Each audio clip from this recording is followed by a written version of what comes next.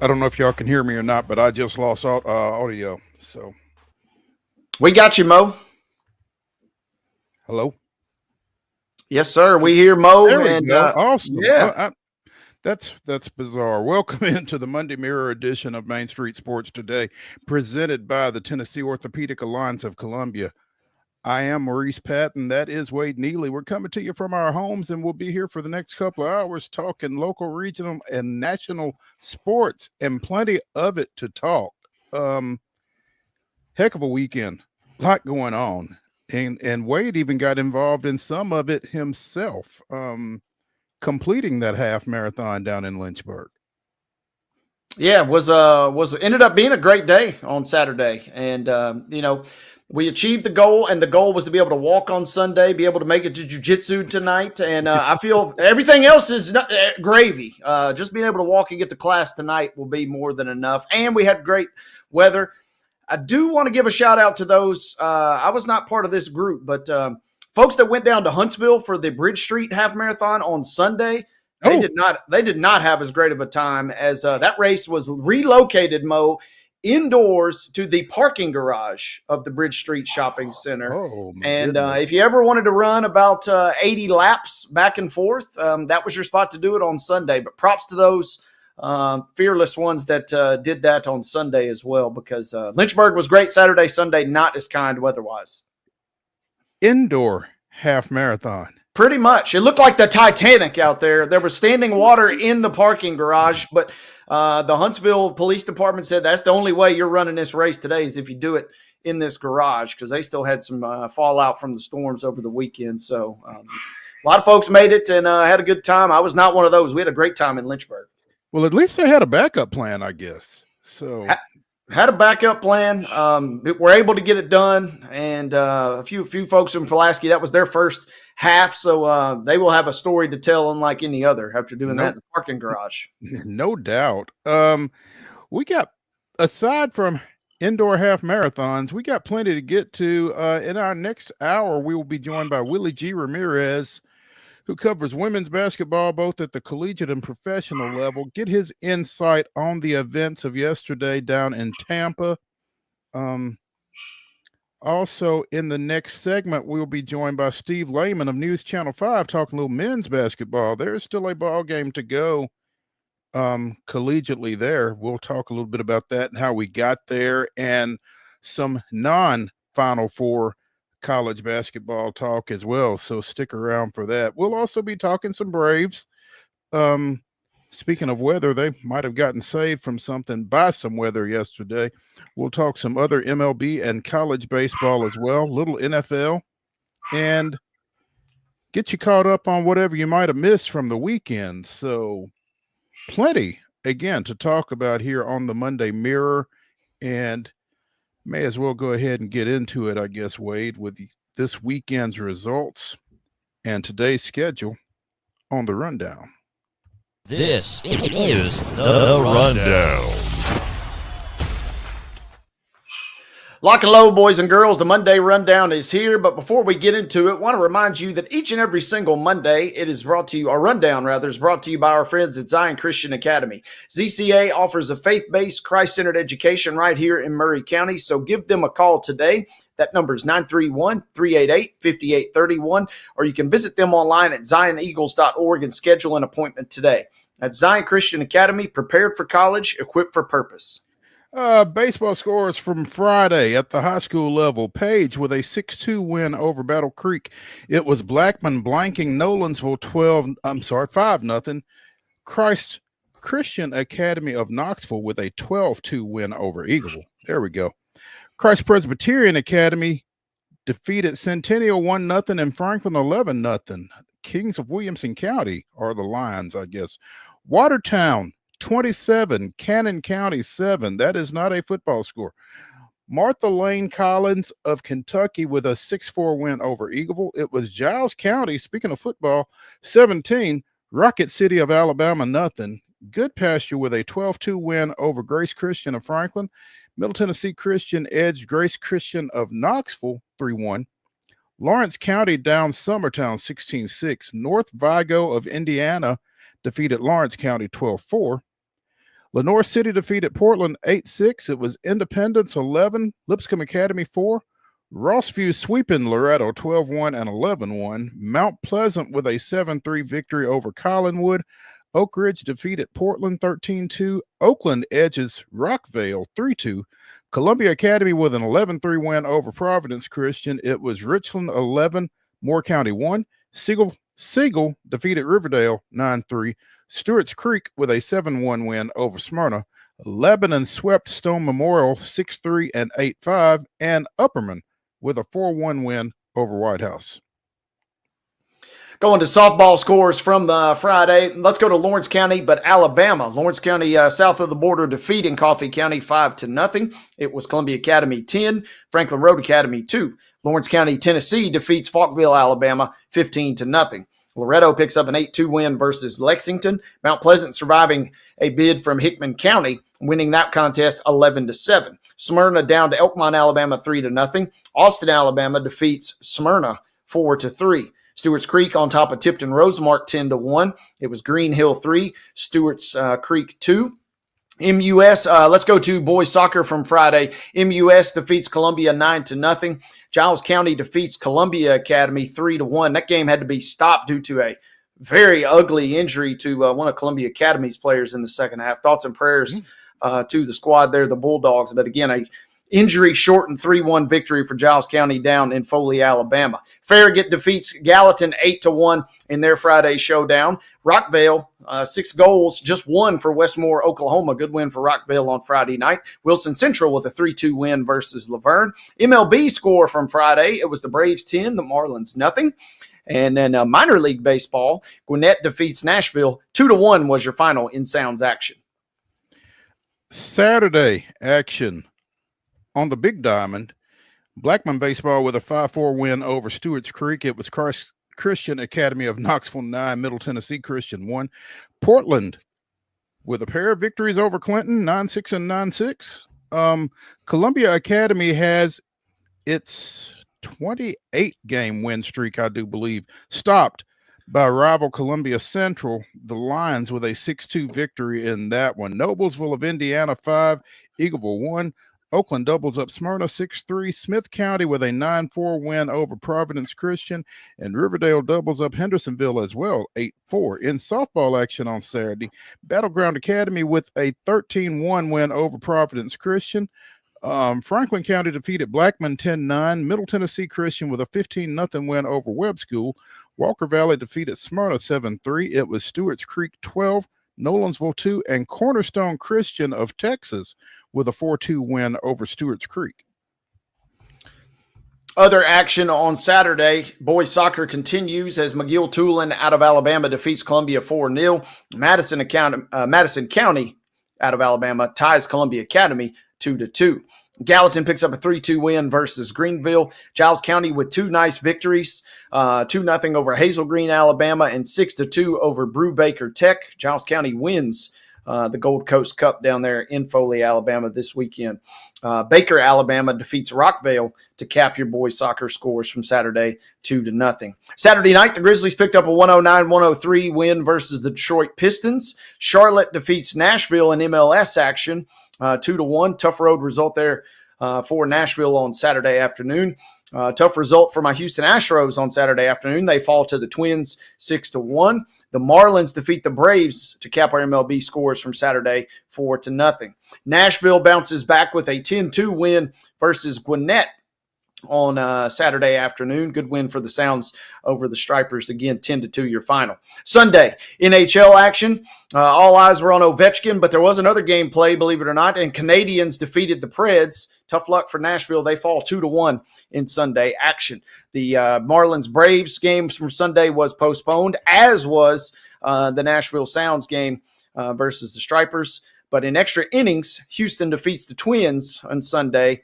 9-7 was your final to cap our weekend scoreboard. Baseball action today. Columbia Academy travels to University School of Nashville. That is a 4:00 start. Also at 4, Glencliff will play the first game of a doubleheader at Hume Fogg at 4. 4:30, Lewis County travels to Loretto. Also, Friendship Christian is at Mount Juliet Christian. Ezel Harding travels to Donaldson Christian. 5 o'clock starts for McEwen at Houston County. Springfield at Logan County of Kentucky at 5:30. This game has been postponed. Liberty Creek is at Trousdale County, but I think Blaine Keller had a tweet earlier today. This game has been postponed. At 6 o'clock, Mount Juliet is at Watertown. Culleoka travels to Zion Christian. Spring Hill is at Coffee County. Clarksville Academy goes to Davidson Academy. Murfreesboro Central is at Franklin County. Giles County hosts in Marshall County. Cornersville is at Hampshire. And again, the second half of that doubleheader between Glencliff and host Hume Fogg will start around 6. Also, 6 o'clock starts for Tullahoma at Lawrence County. Columbia at Lincoln County. Oakland hosting Stewart's Creek. Battleground Academy traveling to Providence Christian. Hampshire at Cornersville. At 6:30, Mount Pleasant is at Battle Creek. Kirkwood goes to Clarksville Northeast. Eagleville hosts Moore County. Independence travels to Franklin. McGavick takes on visiting John Overton. Webb School of Bell Buckle is at Middle Tennessee Christian. Ravenwood is at Page, and Nolensville is at Summit. Also, Westmoreland is at White House Heritage. All those 6:30 starts. Other games on the docket tonight at 7 o'clock. West Creek will travel to Dixon County. Greenbrier will be on the road at Macon County. 7 p.m. start time for Portland at White House tonight. Start time not available to us, but we do show on the schedule Brentwood at Centennial and Richland at Santa Fe. Softball action getting underway at 4:30 this evening when Murfreesboro Central Magnet travels to Pope John Paul II. At 5 o'clock, Greenbrier will be on the road at Station Camp. Lawrence County will make a short trip over to Wayne County at 5 this evening. Also at 5, Smith County at Westmoreland. Gallatin will travel to Wilson Central. Ezel Harding is on the road at Davidson Academy. Collinwood is visiting at Loretto to cap our 5 p.m. window there. 5:30 start times. Fayetteville is at Eagleville tonight. Columbia Academy will be on the road at Forest. Marshall County will be at Giles County at 5:30 this evening. Also at 5:30, Community at Independence. Clarksville Christian will be at Kirkwood at 6 o'clock tonight. Mount Pleasant will be on the road at Culleoka. Martin Luther King is traveling to Laverne. 6:30 start time for Summit, who's at Columbia tonight. And at 7, it'll be Riverdale traveling to Lincoln County. Soccer scoreboard for tonight, it'll be Loretto at Culleoka. That match gets underway at 6 o'clock. At 7 p.m., Lawson will travel to Sycamore, and Laverne is on the road at White House. Girls flag football action cranking up at 6 o'clock tonight as Waverly will travel to Fairview, and bringing us to the end of our schedule tonight at 8:40 on the MLB Network. It'll be the Houston Astros at the Seattle Mariners. Once again, that brings us to the end of our Monday schedule. And ladies and gentlemen, that concludes the Monday Rundown.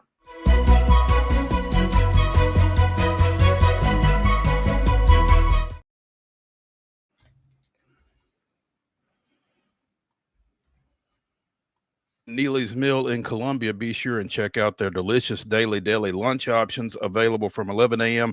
until 6 p.m. Also, their hand-cut meats, and everything is cost plus 10% at the cash register. Piggly Wiggly, Neely's Mill, Columbia, bringing you our top story. You know, so often in sports, you hear about records that won't be broken. It seems like one that many thought would never be broken was yesterday when Alex Ovechkin of the Washington Capitals scored his 895th career goal in the Caps game against the New York Islanders. Previously, the NHL record for goals scored had been 894, set by Wayne Gretzky. And, you know, most folks thought that that was a number that was unreachable.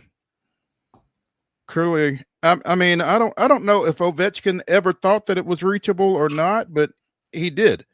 But congrats. I mean, obviously that's huge.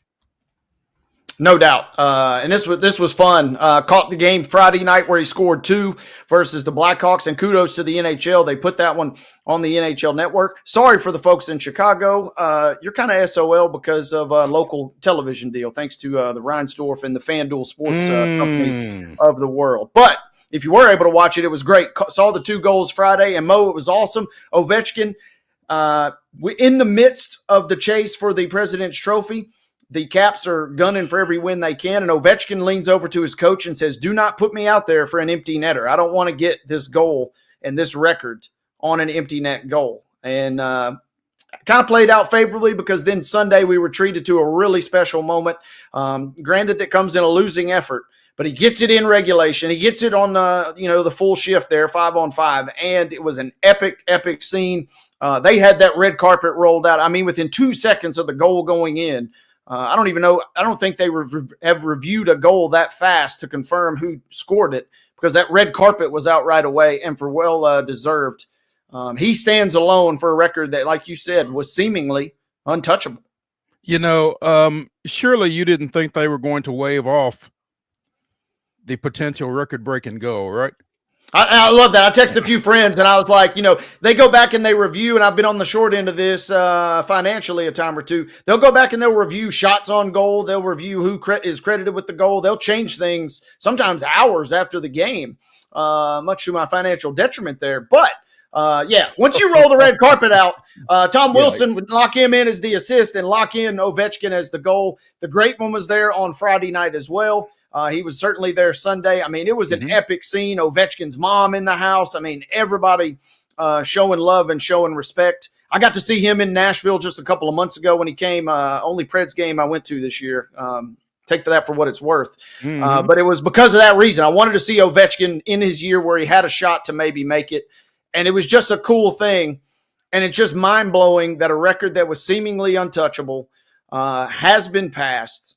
But it also is equally mind-blowing that if you take away all of Wayne Gretzky's 894 career goals, he still would lead the NHL in total points.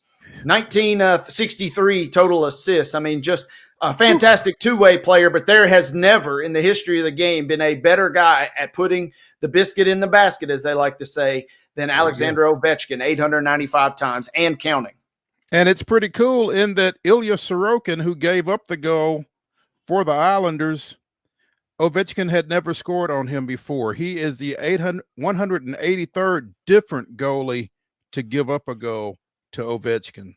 So that's pretty cool. The record stood for 31 years. And again, it felt like, or it seemed like, if you were a hockey fan, that nobody else would ever get to that number. And so kudos to Ovechkin for doing so. Awesome. No doubt. And it's pretty wild. A lot of folks have been circulating this. The lovable John Butchergross, we love Butchie. And back in 2010, which is ages ago at this point, back in 2010, he wrote that, hey, if I do my math right, Ovechkin might be able to break this record. And he kind of went on ESPN and blogged about it and said this guy's got a chance to break the record on February 3rd, 2010. Which is crazy to think about. And here we sit 15 years later. And that's not counting injuries that this guy has endured a little bit. That's not counting a lockout-shortened season. That's not counting a COVID-shortened season. That makes it even more mind-blowing. And again, it feels like this guy might stick around for another year or two. Who knows what that total number ends up being. This is his 14th 40-goal season. He has 42 on the year now. 14 40-goal seasons. Gretzky only had 12.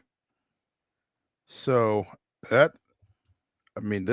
this guy making a bid. I mean, if Gretzky is the great one, then what is Ovechkin?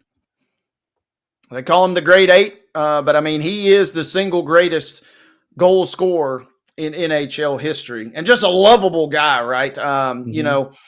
Props to him for, committing to full English, and it'd be interesting, but that's what makes him so lovable, is the fact that his English does sometimes stray away from him a little bit.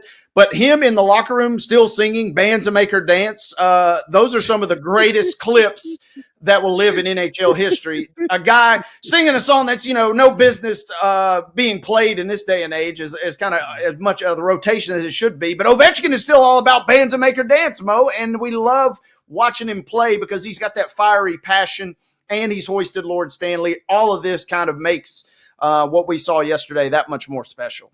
Absolutely. Congratulations again to him.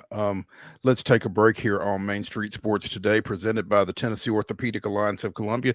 When we come back, we will be joined by Steve Layman of News Channel 5, talking little hoops. Stick around.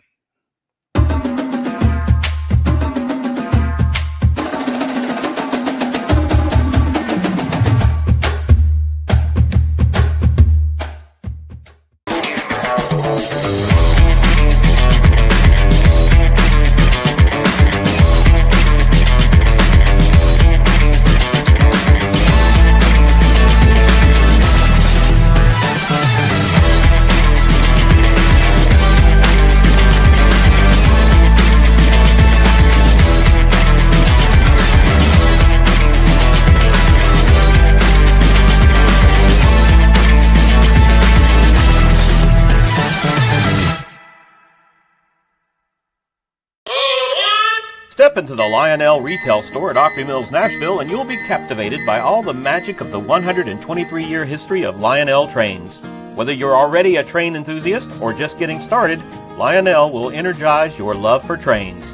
NASCAR fan? Come check out your local Lionel station to learn all there is to know about model trains and die-cast NASCAR collectibles.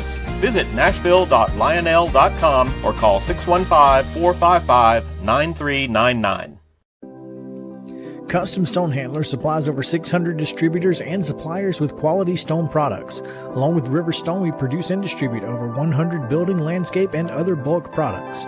Our goal is to provide quality products, service, and partnerships to ensure our customers' success. We firmly believe that the measure of any person or company is how they treat other people and customers.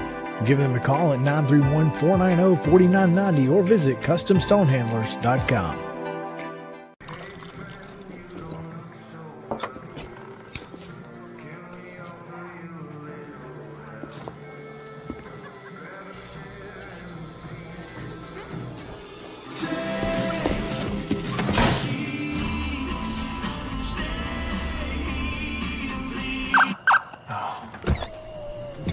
You're seeing the signs too, right?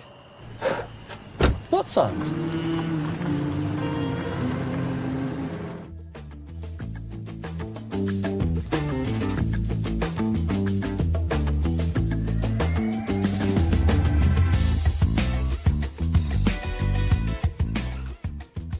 The Monday Mirror continues here on Main Street Sports Today, presented by the Tennessee Orthopedic Alliance of Columbia. I'm Maurice Patton.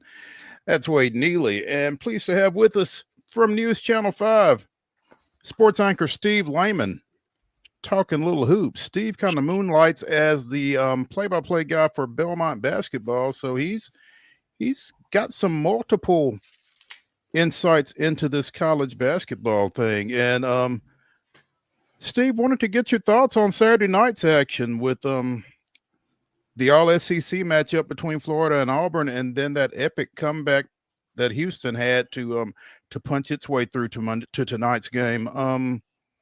Couple of pretty interesting matchups, obviously. Hey, Mo, Wade, great to be with you guys. And yeah, it was awesome Saturday night. I think about this tournament in a lot of ways. I heard from people who were disappointed in the first couple of weekends because they thought it was a little too chalky, maybe too predictable, didn't have enough Cinderella stories or buzzer beaters in it. But the benefit of that is we had this rare Final Four where we had all four number one seeds.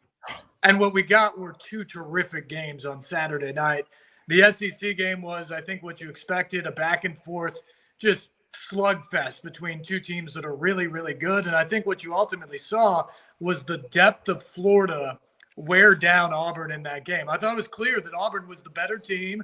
Jani Broome looked fresh, maybe as healthy as he's looked in the first 20 minutes of that game, going back maybe 2 months into the season. But as the game wore on, I think you saw the depth and the talent of Florida just wear Auburn down. And they were clearly the better team in the second half. And Walter Clayton has been a man on a mission in this tournament as they got across the finish line and into the title game.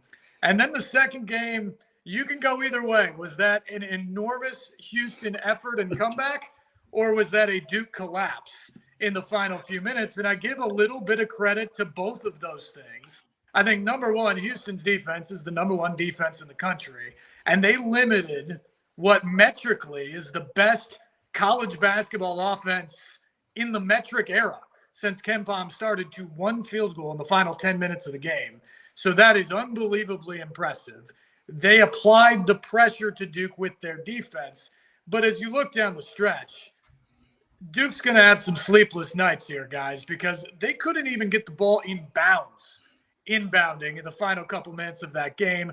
They led by 14, 7 with 1:15 to go, 6 with 32 seconds left, and Houston ends the game on a 9-0 run. Jon Scheyer is going to have a lot to think about as he wonders what could have been with that star-studded roster. Steve, you said it best. I mean, one field goal in the final 10 and a half minutes of the second half. I'm with you. You know, props to Houston, but man, does it not feel like Duke absolutely gave this game away for a team, like you just said, that is maybe the greatest team ever assembled in terms of Ken Pom and advanced metrics? They've got 3 guys who are going to be one and done NBA draft picks on that roster, and so that's the even harder part, is that you don't get to run it back. You can't say, oh, this was a learning lesson for a young team. And this was the big question about Duke, right? We all knew that they were talented. The question would be, if somebody could put them in a test, especially in a tournament setting, would they be able to rise to the occasion and make the plays to win the game? And I don't have the exact stat in front of me, guys, but I think for the season, in 2 possession games, Duke ended up 2-4. And so they weren't there very often. And when they were, they weren't overly successful. A lot of that was early in the season. Cooper Flagg tripped a couple times in late game possessions that they didn't get off. And then they just sort of rolled through the ACC, and you wondered, are they just that good? Are they just going to steamroll everybody to this title? Or can somebody put them in a dogfight at the end? And we'll see how they respond. And I think that was Kelvin Sampson's message to his team down the stretch. He said, guys, we haven't played well, but we're still in it. Let's just go out there, keep playing defense, and play better. We know we're not going to quit. Let's just play a little bit better and see if we can apply that game pressure and see how they handle it. And that worked. They got themselves back within 3 possessions in the last couple of minutes, and Duke just couldn't handle the pressure, and that's why Houston's marching on. You know, and Steve, I mean, Duke's not going to give back any of those 20-point victories over the course of the season or anything like that. But if you are Jon Scheyer, do you maybe wish you had been in some meat grinder games here over the course, particularly of the ACC season, to maybe kind of get you a little bit more prepared for what they saw Saturday night? Certainly in hindsight, I'm guessing he does, Mo, but that's easier said than done. I mean, we're talking about the ACC first and foremost, which is known as a basketball conference over the years that had a historically bad season. And so while Duke was maybe the number 1 team in the country, there wasn't a lot left in that conference to really challenge them. You know, North Carolina was way down. Syracuse was way down. Virginia was way down. There are a lot of teams that you normally expect to be good in the ACC that just weren't this year. And that certainly wasn't in Jon Scheyer's control. But even with that being said, he also went out of conference and scheduled a game in Madison Square Garden late February against Illinois, a team that has been one of the best programs in the country over the last 4 or 5 years in terms of overall wins, got to the Elite 8 last year. Illinois was reloading a little bit with freshmen this year, but Duke humiliated them. It wasn't a game, and they won by 43. And so even the game he stepped out of the ACC and said, okay, well, maybe this will be our late season test to get us set for March, didn't turn out to be a test at all. So even if you're trying to simulate that or give yourself that opportunity, you may not always get it. And unfortunately for Duke, they just didn't have enough of those tests down the stretch of the season, and I think it showed on Saturday night. So now we get Florida and Houston. And you've talked about Florida's depth. You talked about Houston's defensive grit. Which way does this one go? It's a great matchup. I'm really looking forward to it. I think, again, you have offensive strength of Florida against the number 1 defensive team in the country in Houston, physicality on both sides. You've got the old coach in Kelvin Sampson at 69, and you've got Todd Golden at 39. That's the second largest disparity in age amongst coaches in a championship game of all time. Which guy's going to be able to break through and get there first is the question. Here's my biggest question is, did Houston feel like they won the championship on Saturday night? Because to me, that celebration after the game, and I get it, Duke was metrically the greatest team in 30 years. They have an all-star lineup. It was a historically great comeback, the 5th largest by sheer volume number in the history of the Final Four, and maybe the most improbable when you factor in time and score late in the game. It was worthy of a celebration. But you got to come back 48 hours later and play a team that's equally as good in Florida, that's motivated to win their own championship. And so it's almost a parallel to me to the Miracle on Ice back in 1980. You know, Houston beat the Russians, so to speak, on Saturday night, and that's awesome, and you can celebrate it, but you still got to come back and win gold. The Miracle on Ice team was able to do that in the gold medal match. Can Houston do that tonight against Florida? I think it's going to be easier said than done, which is why I had Florida at the beginning of the bracket, and I'm going to stay with them tonight. But, man, is it a great matchup? And if Houston can do that, it's going to be an all-time great run in the Final Four for the Cougars. Yeah, Steve, you're right. And, you know, after we've kind of seen UConn just waltz their way to the championship the last 2 years, I really like what you just said. Just these 2 games alone, Houston obviously had to beat Tennessee to even get there too. So the last 3 games, they will have conquered some of the real giants. Again, going back to KenPom and metrics, some of the great teams statistically we've ever seen to cap a tournament run. It just feels like whether they get the ultimate praise historically or not, this will be a historic win if they can pull it off tonight.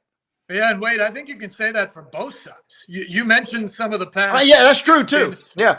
Throwback Purdue in the Sweet 16, the Boilermakers played for a national championship just last year. So that would be the Final Four run or Final Four games for Houston. And if you look at Florida, they went through 2-time defending national champion UConn in the second round. They had a loaded West region out there in San Francisco that they had to get through. And then, of course, they beat the number 1 overall seed in Auburn before tackling Houston in the championship game. So either way you look at it, whoever wins tonight will have earned it.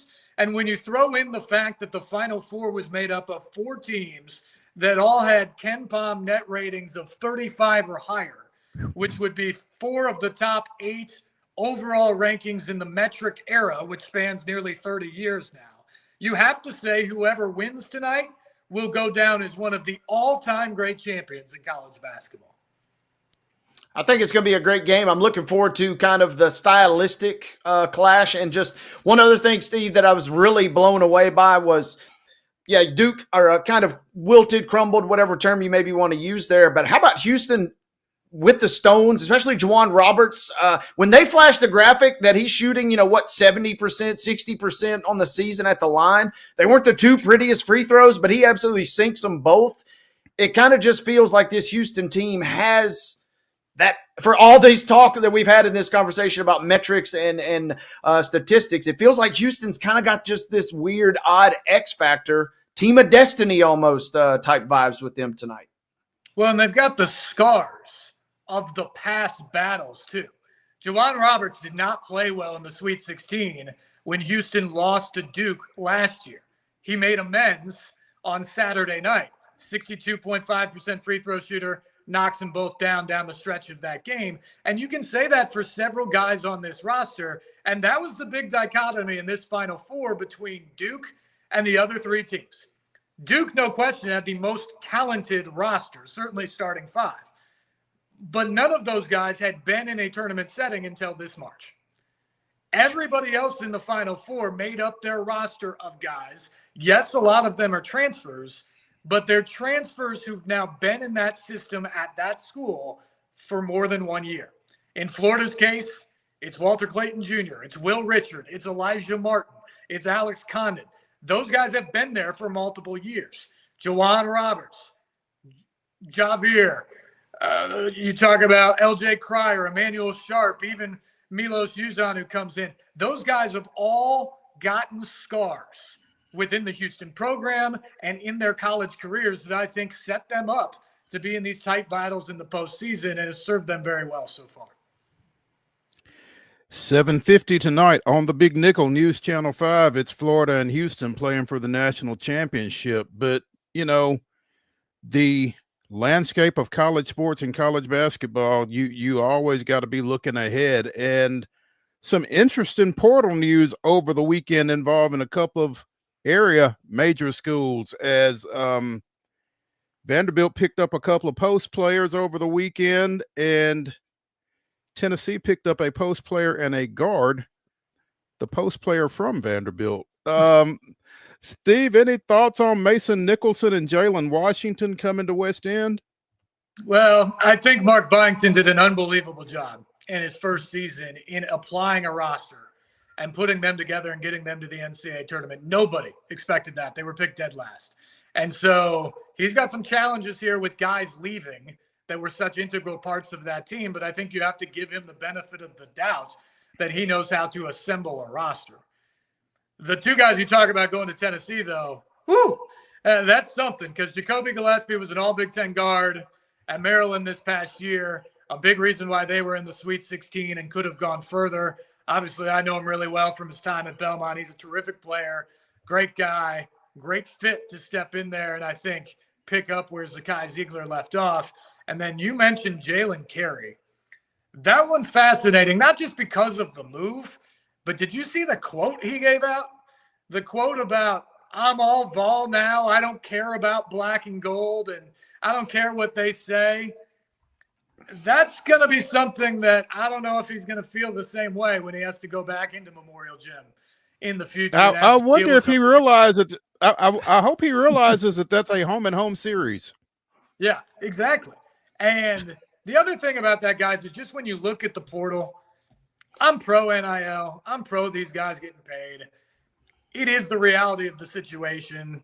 But when you start having things like that, where guys are leaving and they're going to their biggest rival, and on the way out their door, they're essentially burning the house down on the way. At some time, the reason there is this money, the reason we have the TV contracts and the reason we have the coaches' salaries and now the player salaries we do is because the fans love these games and these sports and these teams. That's why I love it. That's why you guys love it. That's why we watch it. And if we continue to see things like that, I do wonder if there will be an erosion of that. The people who said that 3 years ago and they're like, oh, if it keeps doing this or players start getting paid, I'm going to stop watching. I didn't believe it then because we love it too much. And until it like literally nicks you in the arm and draws blood, I think you're going to keep watching all the time.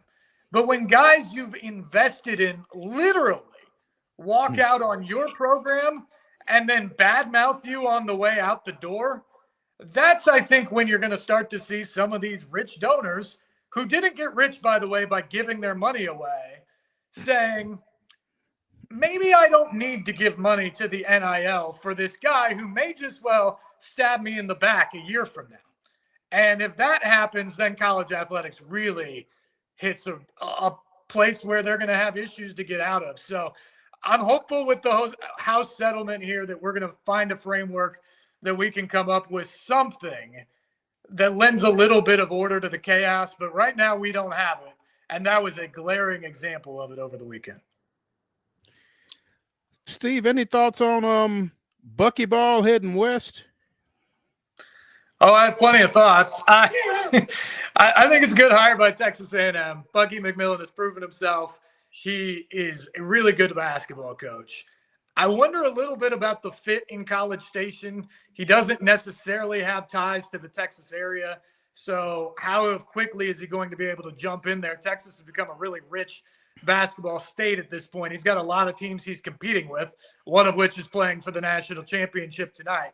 So how quickly he can get in there and make his mark with that, I wonder. And then the other question is just a little bit of style of play. They really beat up on inferior teams playing the way they did. And I know they should have beaten Kansas in the first round a year ago. So he had really, really good teams.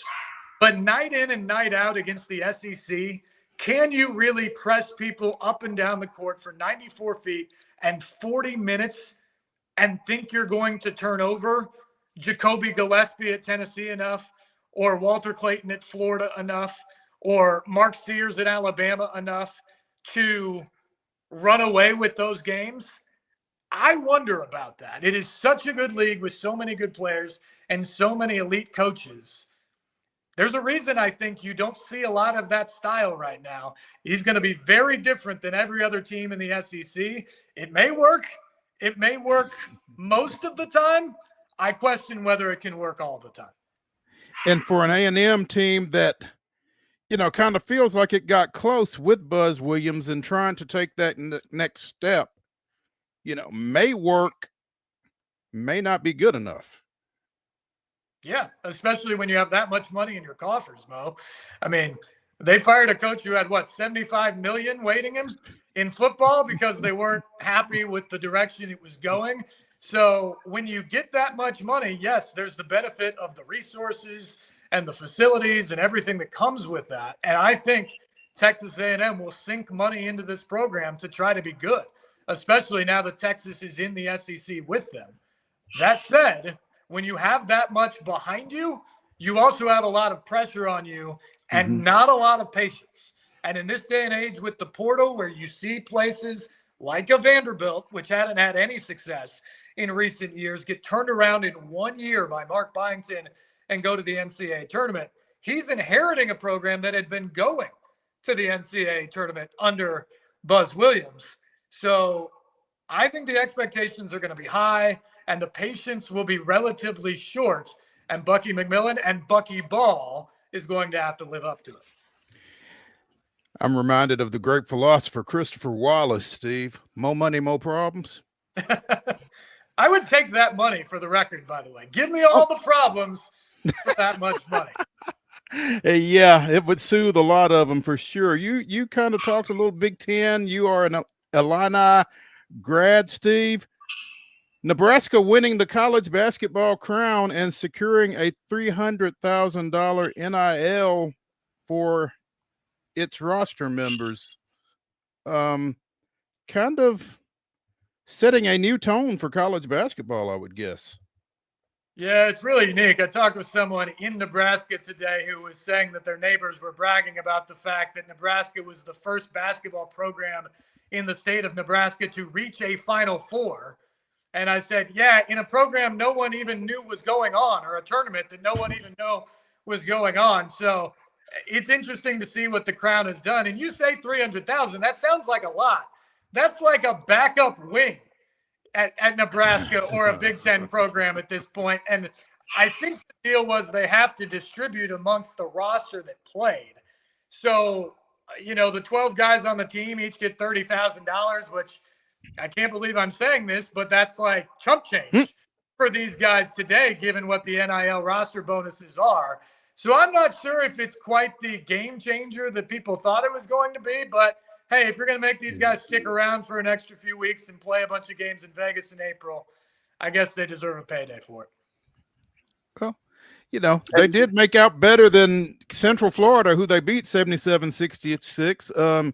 UCF gets $100,000. Villanova and Boise, the two semifinalists, get $50,000 each. So that's basically meal money for their guys. Well, by the way, half of Central Florida's team had already announced their declaration for their next school for next year by the time they took the court yesterday. So just consider that for a moment. Hey, and the key, guys, is make sure you don't pay them that money till they leave Vegas is the key point there. Yeah. Just speaking from experience there. You want that money waiting on you when you get back, right? That's right. Very, very smart. Definitely don't give it over to them in cash. Yep. Steve Layman of News Channel 5 joining us here on Main Street Sports today, presented by the Tennessee Orthopedic Alliance of Columbia.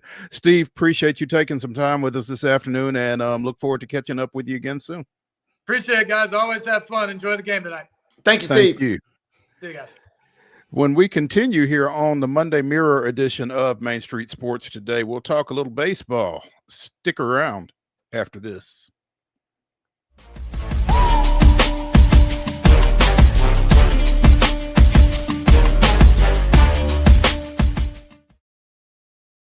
At Delta Dental of Tennessee, we know our success begins and ends with providing superior quality service, and that includes serving those who need it most. This year, we're celebrating 25 years of giving back to the community we call home. Delta Dental, along with our Smile 180 Foundation, supports Tennessee's dental colleges and oral health education, children's hospitals, free and reduced cost dental clinics, and other like-minded charities. Here's to the next 25 plus years of ensuring healthy smiles.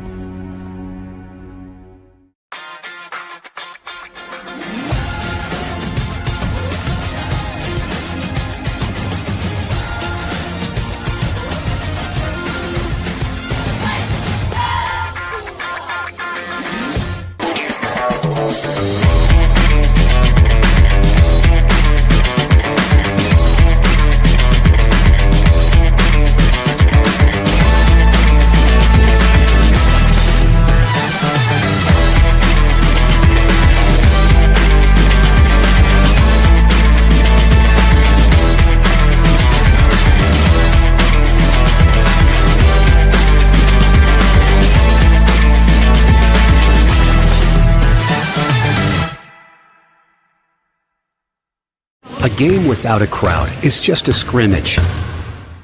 A performance without an audience is just a rehearsal. Without your presence, high school sports and the performing arts aren't possible. Ensure that these essential extracurricular activities continue to enrich the lives of students in Tennessee. Purchase a ticket to your local high school's game or performance. This message presented by the TSSAA.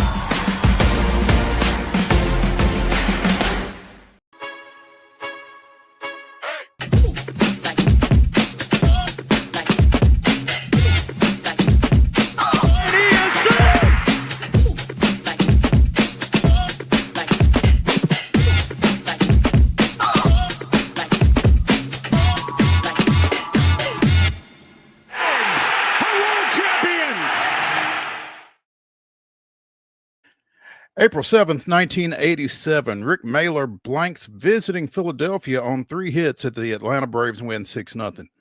It was the third opening day shutout of Mailer's career following a 1-0 decision at San Diego to start the 1982 season. That was the first of 13 straight wins by the Braves that year. And a 6-0 win against Montreal in 1986. Mailer made 5 opening day starts for the Braves, going 4-0 with an 0.92 ERA and 15 strikeouts in 39 innings. Over 11 seasons in Atlanta, most with some not-so-great teams, he was 79 and 89. After stints with the Reds and Expos, he won 1 of 2 decisions as part of the Braves' worst-to-first 1991 campaign. That was this day in Braves history. Hope we're not returning to first to worst here, but the Braves managed to split a series with Miami to open the home portion of their season, winning big 10-0 on Friday and turning around and fulfilling David Wilson's worst fears with a 4-0 loss on Saturday. Yesterday was a rainout, which meant that, A, they got that split instead of losing the series. Also meant that they missed Sandy Alcantara, who is coming back from Tommy John surgery and looked really good in spring training this year. So an offense that's struggling already, facing one of the better pitchers in the National League, probably was not a great recipe for success for Atlanta. So that was a pretty timely rainout, it feels like. They will resume play after 2 days off when they go to Philadelphia tomorrow. So at least they're not winless anymore, but they are 1-9. Yeah, the good news is you didn't lose yesterday. The bad news is you had a chance, at least in theory, to get a win yesterday. And maybe the next go around, when that game gets made up, maybe the pitching matchup a little more favorable. You can take your chances there, but at least you snagged one on Friday night. You needed that one badly in the home opener and that kind of thing. I don't know how that crowd would have reacted had they not won that game on Friday night specifically. Again, Saturday not great, but I don't know how things would have gone Friday night had they lost that one. So, big win. And, when they take the field tomorrow in Philadelphia, Sean Murphy will likely be in the lineup. We talked to Jeff Hamm of the Nashville Sounds on Friday, and his rehab went fairly well down at Gwinnett. He got a couple of knocks against the Sounds last week, so he's back from that fractured rib. He should be behind the plate. Not sure what that means for Drake Baldwin. There's been some conjecture about him possibly getting some time in left field.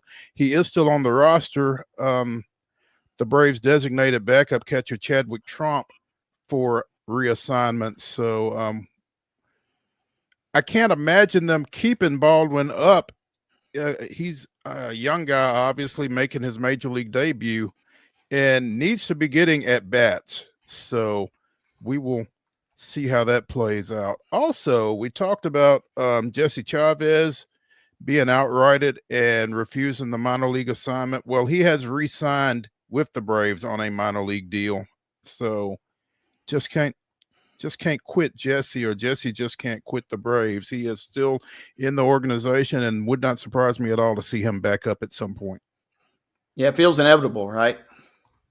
It really does. And that's going to be a fun series versus Philly, who took 2 or 3 from the Dodgers. Maybe they bleed just like you bleed, right? I mean, maybe LA is not quite inflappable. Castellanos going with a grand slam. Draw whatever conclusions you will about the news cycle of the world, because we know he loves a flair for the dramatic when things are not so great in the real world news. But 8th career grand slam for the big fella, and that was a good win for them. That's going to be a fun series. I hope you're right. I hope it is fun. I hope we can come up with enough offense to make it fun. We talked about Houston and their 3-game series in Minnesota on Thursday, Saturday, Sunday. Split a couple over the weekend, with the Twins winning 6-1 on Saturday and Houston winning 9-7 in extras yesterday to get out of town. Again, Houston just kind of in the middle of a middling AL West early on. Yeah, they're not great. They won't be necessarily great all season long. But we'll still kind of keep eyes on them. Maybe they'll get hot and make a little bit of a run to kind of give us a little bit of hope at some point. But Minnesota's not great either. So the fact that you struggled as much as you did, had to rally from a big deficit. Expectations are pretty low with Houston this year. But that West, somebody's got to win that West. And it looks right now like certainly it's going to be Mr. Blaine Keller's Rangers. But they've been prone to fall back every now and again. It'll be maybe a fun division to keep tabs on as the season goes along. Well, I mean, it's a small sample size, obviously. Again, the Astros 4-5 coming into today, right in the middle again of the AL West. The Rangers are 8-2 with a couple of rookies in their starting rotation in Vandy Boys, Kumar Rocker, and Jack Leiter. Would not have expected to see the Angels at 6-3. I mean, super excited for Ron Washington and that bunch, but did not expect to see that when I looked at the AL West standings. So, good for them. Be interesting to see if they can hold it up and keep it together there. The Athletics, 4-6. So the West is intriguing, because everybody feels like they're kind of bunched together a little bit. Yeah, unless Texas falls off, it'll be theirs to lose. But if they do fall off, if you're right, there's a number of contenders, it looks like, this year that'll be the kind of their nipping at their heels a little bit. Houston goes to Seattle. It's an 8:40 start tonight. It's Wisniewski on the mound for the Astros. Logan Gilbert going for the Mariners in that one. Both lost their season openers. Wisniewski with a 5.40 earned run average. Gilbert sitting right at 3. So some runs could be scored in this one. Yeah, and Houston hadn't gotten off to a great start for a team that is kind of in flux whether they should go for it or not this year. But Seattle, they've been bad considering what a lot of folks thought they might be capable of this year. It has not been a great start at 3-7. No, not at all. We talked about the Dodgers and all of their offseason moves and the way they were handing out contracts. It looked like they were backed by monopoly money or something. But one thing you can't buy is health. And Blake Snell, who the Braves knocked around in a come-from-ahead loss last Wednesday night, I think it was. Snell is on the 15-day IL with shoulder inflammation. Retro to Thursday.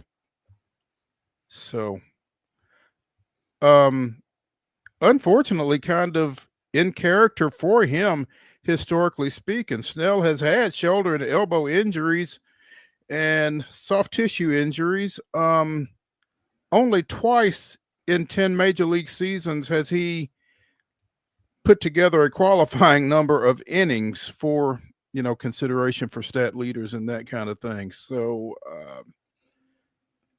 tough setback for Snell and the Dodgers, but again, not necessarily out of character.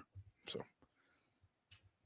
yeah, and I mean, in theory, that's why you make a lot of these moves is to cover your butt when you do have inevitable injuries. So they're not the first to 10 wins after getting knocked off, and they're still what is it? Dead, basically dead even with the Giants. That is the West Division that I'm captivated by this year, because if the Dodgers have a little bit of a fall off, the Giants and Padres have gotten off to such a fast start.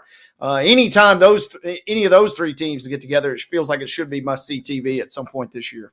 Giants are 8-1 to start. The Dodgers, like you said, 9-2. The Padres are 8-2. So doesn't get much tighter than that at the top. So it'll certainly bear watching as well. For early April, at least, for sure. Oh, yeah. Vladimir Guerrero Jr., 14-year, $500 million extension with the Blue Jays. Speaking of monopoly money, but 14 years. And with all due respect to Mr. Guerrero, he looks like a guy who may or may not play 14 years. I mean, I just don't understand that length, let alone that number, financially, but that length of a deal it's just odd. He's 26. So from a business standpoint, I don't know how that exactly advantages Toronto, but again, as we were saying with Steve Layman, hey, secure the bag. I'm not mad at him. Yeah, secure the bag. And 14 years, you assume Major League Baseball will still be around in 14 years. Who knows if any of us will be around in 14 years? That seems like such a long distance in the future, 2039. My thought, or I guess, is Toronto kind of panicked, kind of caved. There was a lot of talk that he would be leaving. And I mean, my thought is you stretch that contract out so long, when we revisit that contract in about 3 to 4 years, that's going to look like a bargain compared to some of the deals that are getting thrown. I mean, we'll be talking 18-year, $1.2 billion contracts coming up here before too long, it feels like, with the way we're going. So maybe Toronto getting in, and we got to figure out their conversion here to see if the money's on the up and up. The Blue Jays had several chances to lock up Guerrero for a lower guarantee, but continually failed to meet his price, according to The Athletic. Going back to the yesterday's price is not today's price phrase. So Vlad got paid. I'm happy for him. Toronto, ruts a ruck. Over under on number of years he plays in Toronto on that contract? Well, I mean, I don't know if he plays anywhere else, just because I don't know how you trade that contract unless you're going to eat some of it. 11 years? I don't know. I mean, I might take under 10 because, like I said, in 9 years, you'll be like, man, that's actually a pretty good deal. Maybe. Who knows? Yeah. Like I said, I don't know. That's so far in the future. I can't even, my brain kind of hurts just thinking about those numbers and that length of a contract right now. And no doubt. Hey, our number one here on the Monday Mirror edition of Main Street Sports Today, presented by the Tennessee Orthopedic Alliance of Columbia, is in the books. When we come back from this break, we'll get into hour number 2 and talk a little football. Again, we've got Willie G. Ramirez coming in the second hour, talking a little women's Final Four. And we'll get you up to date on everything that took place over the weekend as well. So stick around when we come back.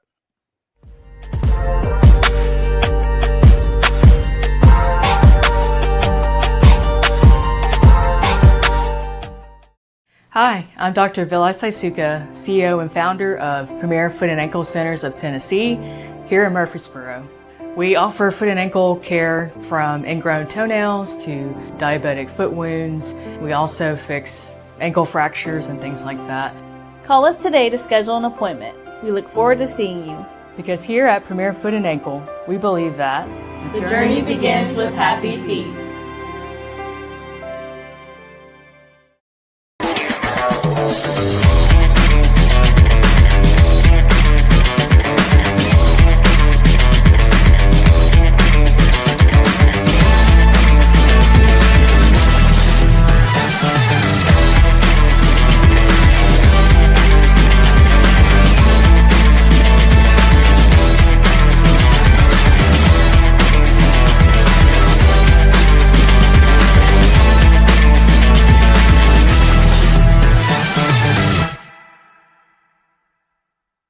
Jones & Lang Sporting Goods here in Columbia has been outfitting teams, officials, and anybody else from T-ball to college for 50 plus years. Be sure and check them out at 931-388-8060 or online at jonesandlang.com. Jones & Lang Sporting Goods, the look of a winner. Zion Christian Academy, zioneagles.org or 931-388-5731. You can schedule your appointment. Go tour their campus. It is beautiful over there, and you're definitely going to want to see it. Again, it's zioneagles.org. Give them a call, 931-388-5731, and schedule your tour today.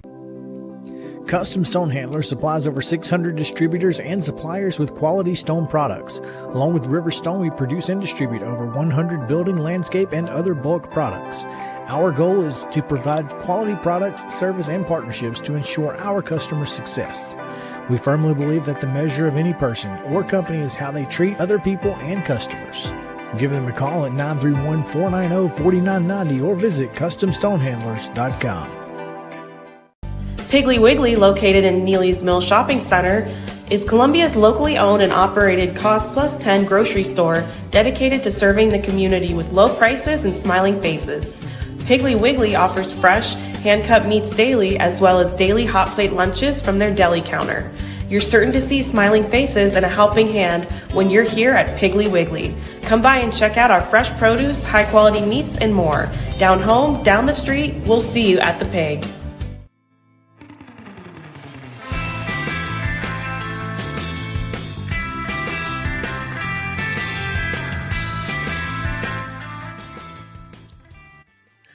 Hour number 2 of the Monday Mirror here on Main Street Sports Today, presented by the Tennessee Orthopedic Alliance of Columbia, starts right now. That's Wade Neely. I'm Maurice Patton.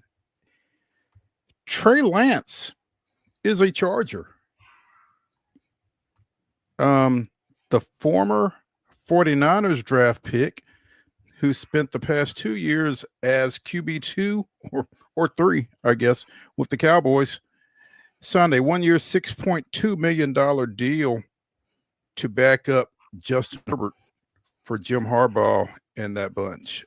Now, it's interesting because Taylor Heineke is also in the Chargers QB room. Heineke coming back for a second season, the former Old Dominion standout who logged time with the Falcons and Commanders, among others. So it's an interesting composition, again, to that quarterback room, feels like. And I don't know what has happened with Lance, because I don't know if it was the injury that really set him back with the 49ers or kind of dropped him out of favor or what it was. But when they took him out of North Dakota, it seemed to feel like he was really a promising kid at quarterback and just never has really gotten the shot. And I don't know how that plays out with the Chargers. Yeah, feels like two things to me, Mo. It feels like that Harbaugh is intrigued with, what this guy may bring to the table. Maybe put his magical fingers on him and see if he can get some sort of development out of him. Kind of, but also on the other hand, it feels kind of like we just talked about the Titans last week. You're not necessarily signing this guy. This is why you sign Tim Boyle instead of Trey Lance, right? Because Lance has got enough untapped potential that he could brew this into a, at a minimum, controversy for the backup position. And then Mhm. obviously if Herbert goes down, he slides in as your starter. Maybe that is the potential thought. Maybe San Diego, I should say, Los Angeles, wants this kind of controversy, or maybe wants him to play his way up, or maybe he plays his way up, rides the pine this year, and then you have something that you can flip, like we saw last week with Joe Milton too. Good news for Trey, though, because, yeah, it definitely felt like all the chatter on the web last week was he was not going to stick with anybody, and he was getting ready. We just talked about Vlad Guerrero playing north of the border. It felt like Trey Lance was getting ready to be on the Saskatchewan Roughriders sooner than an NFL roster. So props to him for landing somewhere. Yeah, and, he started the regular season finale for Dallas last year, throwing for 244 yards in their loss to Washington, but had not gotten a whole lot of field exposure in Dallas. Did not play at all in the regular season in 2023. Got into a couple of games last year, played in their loss to Philadelphia in week 10, and then again that start in the final game of the regular season. And I just don't know that we've seen enough of him to know whether he's fish or fowl, really, at quarterback. Yeah, crazy, right? I mean, we're talking about a guy that's played 7 seasons as a college or NFL player, and he's made 22, 23 total career starts, 17 total starts at North Dakota State, you referenced earlier, and then he's made 5, token starts as an NFL player, 12 appearances total. The book, if you think the book is out on Anthony Richardson, we're not really sure what the book even is with this guy. There seemingly is so much untapped potential, but we kind of just have no clue. And that's why I think Harbaugh is kind of intrigued by that. And I'll be curious to see how they approach that this year, because this is a move. This is not the Tim Boyle where you're just bringing him in for veteran leadership and just hope he never ever sees the field in any capacity. Trey Lance, you're probably not hoping sees the field because that means Herbert is injured. No disrespect to Trey Lance, but more of a credit to Herbert. But, Sure. If he does get out there, who knows? It feels like Harbaugh has had some random juju where he's been able to get some stuff out of quarterbacks in the NFL, especially with a guy, that possesses the athleticism that Lance has, a la Kaepernick back in the day. I would love to see him get some reps, obviously short of Herbert getting hurt, of course. Mm-hmm. Yeah, if you can do both, I think that's the best case scenario for everybody involved, certainly for the Chargers. So Chargers preseason games finna do numbers this year. That's all I got to say about that. Right. A quarterback we feel a little bit better about knowing what they're about. Geno Smith extended by the Raiders, 2 years, $75 million. 66.5 of that is guaranteed. The former West Virginia signal caller secure in the bag. And obviously this is a guy that Pete Carroll has a lot of trust and faith in. And they've been together before, I guess, at Seattle. So run it back. Run it back, and baby, you got Brock Bowers. Just force feed it to Bowers, and you're going to be all right with that. You may not have anybody outside of Jacoby Myers that anybody can name off in their wide receiver room, but you don't need much when you got Bowers lining up as a generational talent there. So let Geno sling it. Mostert in the backfield, I don't know that expectations are high by any means for Vegas this year, so maybe a chance to sneak up on a team or two with Geno tossing the rock. Becomes the 5th player since the merger of the AFL and NFL in 1970 to set a franchise record for passing yards and then start the next year with a new team. Threw for 4,320 yards for Seattle last year, 21 touchdowns, 15 picks. Seattle finished 10-7.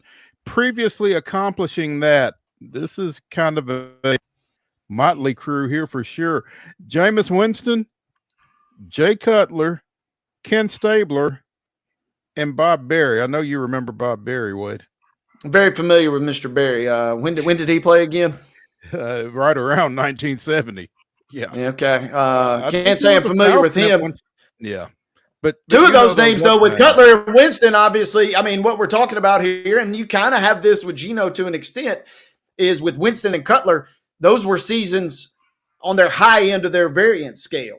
We know what they're capable of on the low end of their variance scale. Those numbers are completely reversed, and they have approximately 1 billion interceptions. So Geno is quietly, perhaps, whether it's a factor of kind of him being forgotten, but also playing out there in the sleepy Seattle area. I mean, he has been fantastic for Seattle. He's had some pretty solid weapons too, and now he has the nice new shiny toy with Bowers. He's going to have Pete chewing bubblegum 1,000,000 miles an hour. I think it'll be fun to watch this year, especially when you have Chip Kelly kind of helping guide him calling the plays. Geno, a 2-time Pro Bowler with Carroll leading things up in Seattle. 8,600 passing yards, 55 touchdowns, 21 picks in 2 seasons. So, again, they're trying to run it back in Vegas. Wade, tell me you knew who Trey McBride was before this weekend, because I got to tell you, I did not. Why do I know that name? Because he is the highest paid Cardinals, in right? the National Football League. Yes. Yeah. Did he? He had a quirky stat last year. That he didn't. He had like the most receiving yards without catching. I had to Google this. He had like the most receiving yards ever, but didn't catch a touchdown till like week 17 last year, and they force fed him one just to kind of make him feel good. I'm going to have to go deep dive in here. He's a beast. Yeah, and the Cardinals recognized it. 4 years extension for $76 million, which is more than Travis Kelce and more than anybody else at that position. Trey McBride had 1,146 yards last year. Did not catch a touchdown till the last 2 weeks of the season. Caught one versus the Rams in a 13-9 loss, and then caught one versus the 49ers. I knew there was something weird about this guy, and they were force-feeding him, Mo. He had 7 games with double-digit targets. I don't know trying to get him in the end zone, huh? I don't know if he's been playing Warzone with Kyler or what, but those two seemingly have a pretty good rapport. That's wild. I had never heard of this guy, literally, until I saw that. He was one of the best in the league last year, other than Bowers, obviously. This 55th overall pick in the 2022 draft. But again, 4-year, $76 million extension by the Cardinals. So, good for him. Again, I am all for anybody getting paid. Julio Jones, meanwhile, shut it down over the weekend, calling it quits. The former Falcon, former Titan, 7-time Pro Bowler, 2-time first-team All-Pro.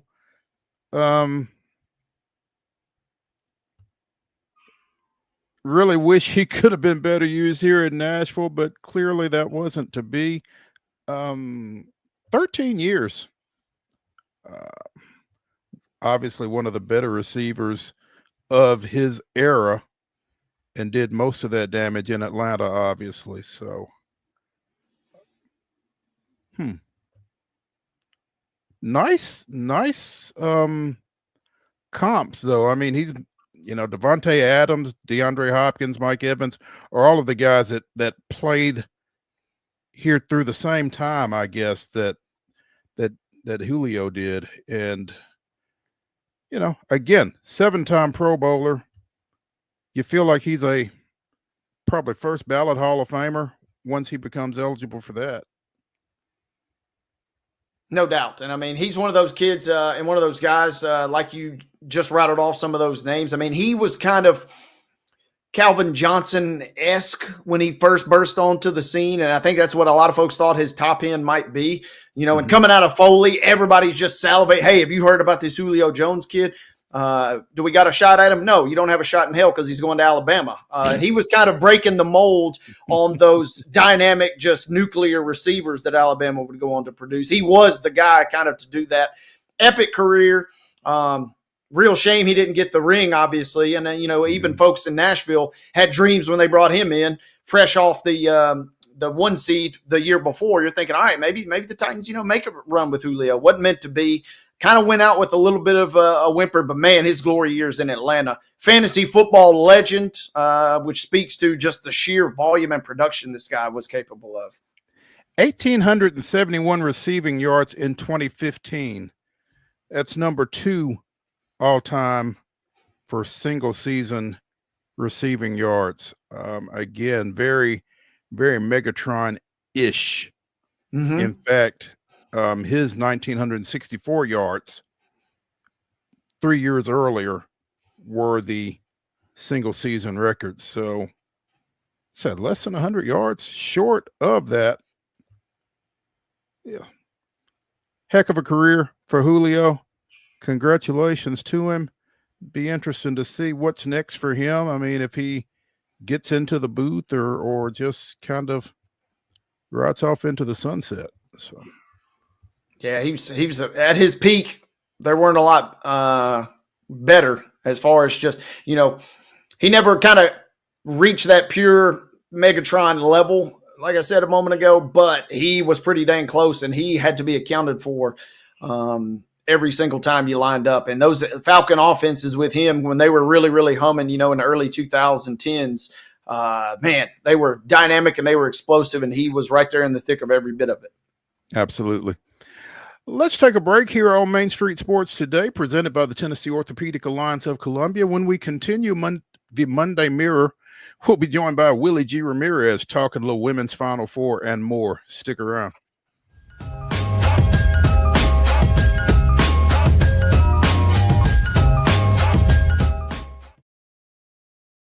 Hi, I'm Riley, a certified physician associate here at Premier Foot and Ankle Centers of Tennessee.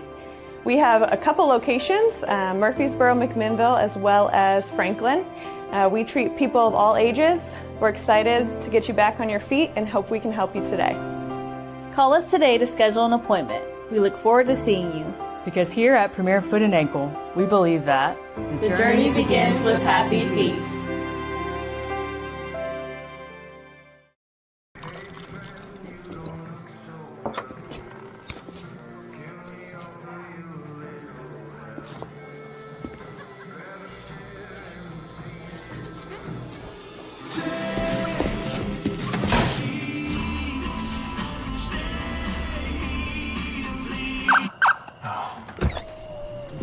You're seeing the signs too, right? What signs? Jones & Lang Sporting Goods here in Columbia has been outfitting teams, officials, and anybody else from T-ball to college for 50 plus years. Be sure and check them out at 931-388-8060 or online at jonesandlang.com. Jones & Lang Sporting Goods, the look of a winner. Zion Christian Academy, zioneagles.org or 931-388-5731. You can schedule your appointment. Go tour their campus. It is beautiful over there, and you're definitely going to want to see it. Again, it's zioneagles.org. Give them a call, 931-388-5731, and schedule your tour today. Piggly Wiggly, located in Neely's Mill Shopping Center, is Columbia's locally owned and operated Cost Plus 10 grocery store dedicated to serving the community with low prices and smiling faces. Piggly Wiggly offers fresh, hand-cut meats daily, as well as daily hot plate lunches from their deli counter. You're certain to see smiling faces and a helping hand when you're here at Piggly Wiggly. Come by and check out our fresh produce, high-quality meats, and more. Down home, down the street, we'll see you at the Pig.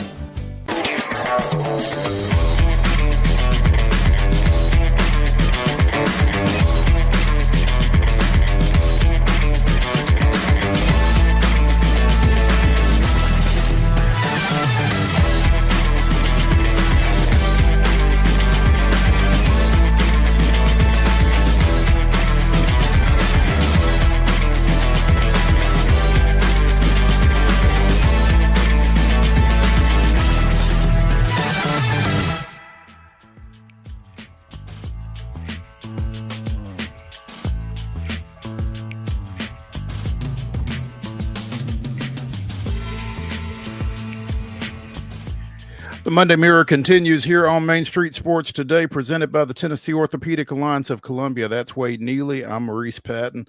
Pleased to have joining us Willie G. Ramirez. He has a website, wgramirez.com, where he covers a lot of Vegas-oriented sports and women's-oriented sports, including women's college basketball. Willie, good afternoon. How are we doing today, guys? What's We're happening? doing well, man. Appreciate you taking some time with us today.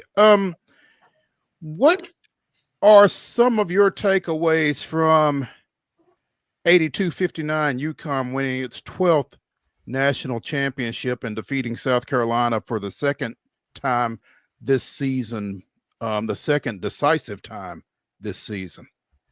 Yeah, I think first and foremost, what it's telling is that the losses we saw UConn sort of take on, after January 1st, there were a couple of especially the one in Tennessee, the way that they lost.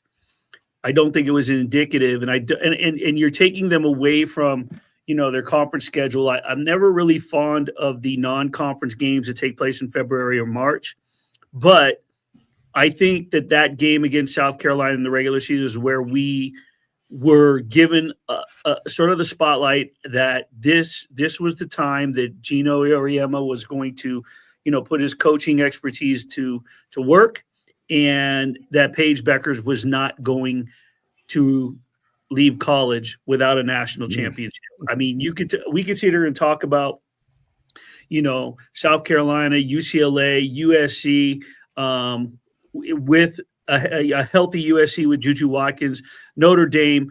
There was not a better basketball team from top to bottom than Connecticut ever since they beat South Carolina in the regular season. And I think the exclamation point was last night. I just think that they got better and stronger every single time out. And when you talk about the trio of Sarah Strong and Azzi Fudd and Paige Beckers, that trio doesn't do what it does without the supporting cast that sort of allows them to do the things and, set screens, provide space, open those passing lanes up. And I think it was a collective effort, aside from just the fact that that trio put up a large number of the 82 points last night. Man, it's tough. We're based right here around Nashville, obviously just down the road from. I wore this for you, by the way.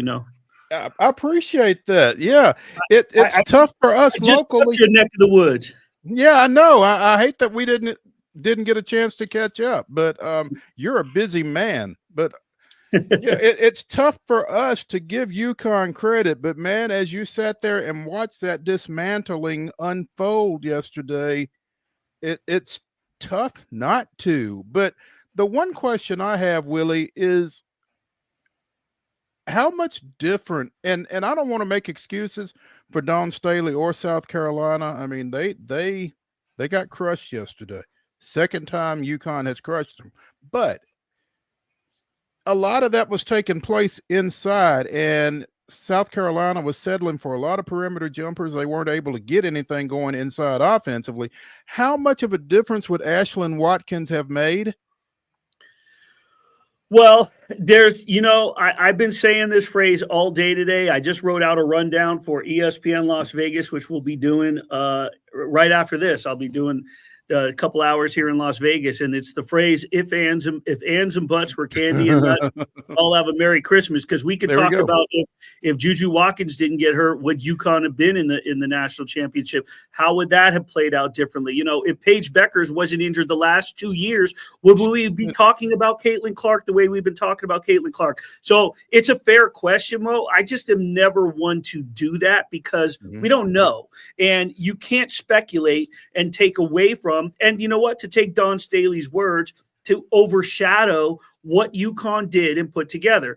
You put together, and if you're one of the greatest coaches that get paid double-digit millions of dollars, you deal with what you have to deal with. And that's what Lindsay Gottlieb said. You know what I mean? She's in her post-game presser after Juju Watkins was injured.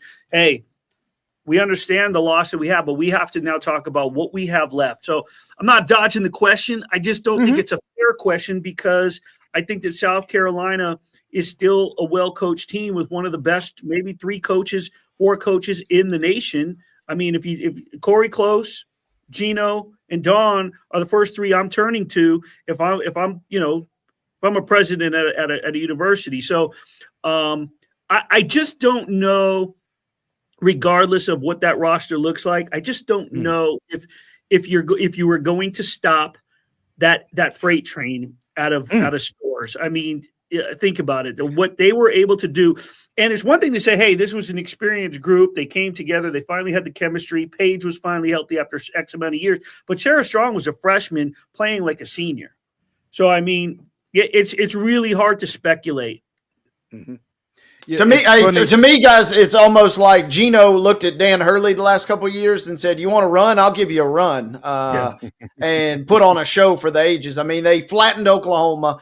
We talked about the injury to USC, but they still had to go out and beat them, took care of them, crippled UCLA Friday night, and then handicapped South Carolina for good measure. I mean, it was almost as if Gino said, "Hey, I still got it too." Yeah. And to your point, Willie, it's crazy because it feels like, so many programs have these magical runs and they worry about, passing the baton or the passing of the torch, so to speak. We saw that on full display with Strong yesterday, the freshman coming in 24, 15, and 5. She led UConn in every category last night as Beckers goes out the door. And I want to talk real quick about UCLA. That was the number one team in the nation for so long until USC beat them the first time and then swept the regular season series and then beat them UCLA gets it was such a great rivalry. But the fact remains, UCLA, okay, a few years ago, that was a very talented team that was supposed to make somewhat of a deep run into the tournament with a freshman named Kiki Rice, who was the number one recruit in the nation. And I may have told this story last year when you very first had me on, and we just talked about the landscape of college basketball. I don't remember because I've told this story many times. I'm sitting at Mandalay Bay, ready for the Pac-12 tournament, and I get a one-on-one with Kiki Rice for a publication. I was one of my media vendors, and we're talking, and she's the number one recruit in the nation, McDonald's All-American, the top recruit. You name the program, she could have went there. She could have been at Tennessee. She could have been at South Carolina. She had her pick. She said, "I want to go to UCLA because I want to be the person that brings their first national championship to Westwood." Okay, that was her freshman year, and they were talented. Last year, they were talented. This was a team that was very deep, very experienced, had built chemistry. Corey Close is one of the best coaches in the country and ran through the Big Ten along with USC in their first year there, playing a different breed of basketball. So for South Carolina, for UConn to do what it did to UCLA, let alone South Carolina, my opinion, South Carolina was built on chemistry, on a team of, and I say this, so nobody take this out of context, but a team full of no-name stars per se, right? There's no Aaliyah Boston, there's no Asia Wilson, there's no Alicia Gray, there's no Camila Cardoso, there's no big names that they've had in the past. This was a collective group. So for UConn to make the run that it did, it doesn't surprise me what it did yesterday with the teams that it went through to get there. Willie G. Ramirez joining us here on Main Street Sports Today, presented by the Tennessee Orthopedic Alliance of Columbia. And Willie, it was funny when you said they were a freight train. You were the second person in like 24 hours that I've heard use that phrase in reference to UConn, and it fits, man. They just ran through, like Wade said, they ran through everybody, and they ran through a really good South Carolina team yesterday. And again, around here locally, a lot of folks are kind of partial to Michaela Blake's when you talk about, best freshman in the country and that kind of thing. But man, Sarah Strong kind of swung me yesterday, and in this last couple of weeks, having a chance to watch her with some regularity, man, she is something special. She is, and it's a little scary to, you sit here and you think, well, Paige is done, right? So now what? But AZ's coming back, Sarah Strong's coming back, and whatever. And let's not forget now, the transfer portal's been open, but now he's got a chance to go into it, and who knows where certain pieces of the puzzle are going to end up, right? There's no telling where certain players that have entered. Big name players are out there, big moving pieces, big moving parts that may want to be a part of, and you know what, it goes beyond the destruction that UConn put together in this tournament. You know what means a lot? The playful banter at press conferences when Paige gets up and walks out and Gino sits down. The hug yesterday and the toughness of this girl from Minnetonka, Minnesota, who was a star at Hopkins. And I don't know if you saw the video that went viral yesterday, but that it was her in her Hopkins high school uniform saying, "What do you see? Where do you see yourself in 5 years?" And she said, "Playing for a national championship, leading a team to a national championship, getting ready for the WNBA draft." I mean, everything that she talked about, it's like, talk about a 5-year plan. So when you have someone like that and the toughness that she exudes off of a couple of knee injuries in 2 straight seasons, break down and cry, and the emotions and, and the humbleness that comes with it too. AZ Fudd gets the most outstanding player award. People are going to want to play there. And if Gino comes knocking, you go. So that team's only going to get better. Obviously, you also do a lot with the WNBA, covering the Las Vegas Aces and the league as a whole. You mentioned Paige Beckers, and everybody feels like she is the obvious number 1 pick to Dallas in next week's WNBA draft. Unfortunately. How obvious is that, Willie? Because the Wings head coach, Chris Cocklanes, am I pronouncing that right? Cocklanes? Yeah. Okay. He's former USC assistant, right? Is there any chance that the Stanford transfer, Kiki Iriafen, again, I don't know if I'm pronouncing that correctly or not. Kiki Iriafen, yeah. Yeah, is there any chance that they go that way? A big who has some familiarity with the new coach? Or would they just get run out of town on a rail? I think it really depends on if Nico Harrison has anything to do with that or not. You know what it depends on? I think what it depends on is if Paige puts the word out that she does not want to play in Dallas. Now, I have continued to tweet that, say that, mention that in conversation, write that, and people jump on me and go, "Why are you trying to start that narrative?" I said, I'm not trying to start a narrative or say that she said that.